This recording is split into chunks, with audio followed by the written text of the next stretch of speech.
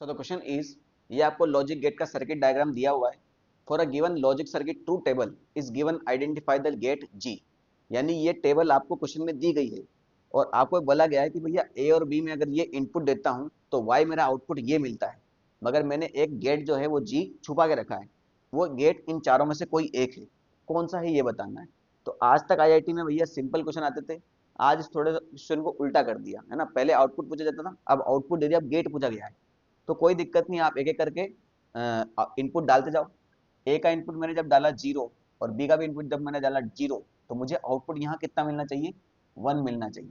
तो देख लो भैया, ये 0 गया भैया यहाँ से, तो ये कौन सा गेट है, नॉट गेट। नॉट गेट का काम क्या है बेटा, इस इनपुट इनपुट को रिवर्स कर देना, यानी 0 क्या कर देगा बेटा, ये आपका 1 कर देगा। ठीक, और यही 0 यहाँ जा रहा है, यानी यहाँ पे क्या आ जाएगा, 0 आ जाएगा, और ये 1 आपका एज इट इज यहाँ आ जाएगा। बी 0 है तो 0 0 0 0, यहाँ पर भी क्या आ गया, 0 आ गया, और ये 0 का रिवर्स हो गया, तो 0 का रिवर्स कितना हो गया आपका, 1, तो ये यहाँ आपका 1 आ गया। ये कौन सा गेट है बेटा, एंड गेट है। एंड गेट क्या करता है बेटा, ए डॉट बी, यानी दोनों का प्रोडक्ट करता है। तो 1.0 आपका 0 ही होता है और 1.0 आपका 0 ही होता है। ठीक है, अब 0 0 को मैं कैसे मिलाऊं कि मेरा आउटपुट 1 आ जाए, है ना। 0 0 को कैसे मिलाऊं कि आउटपुट मेरा 1 आ जाए, यहाँ आ जाओ। तो एंड करेंगे, मतलब 0.0 आपका 0 ही होता है, यानी एंड तो आपका नहीं आएगा, सिंपल सी बात है। नॉर, नॉर मतलब पहले दोनों को ऐड करो, उसके बाद इसका ऑपोजिट करो। नॉर का मतलब क्या होता है बेटा आपका, ये और गेट, इस प्रकार से ये और गेट, इसके बाद आपका एक नॉट गेट, सिंपल सी बात है। तो यहाँ पर आपके 0 और 0 मिल रहे हैं, है ना। तो 0 0, तो 0 प्लस 0 0, और 0 का बार आपका 1, तो यहाँ पर आपका ये काम बन सकता है। आगे चेक करो नैंड। तो नैंड क्या होता है बेटा आपका, एंड गेट, उसके बाद फिर नॉट गेट। तो 0.0 आपका 0 ही होगा, और 0 का बार आपका 1 हो सकता है ना, ये भी हो सकता है। और गेट, और गेट मतलब आपका सिंपली और गेट, तो और गेट तो नहीं होगा ना भाई।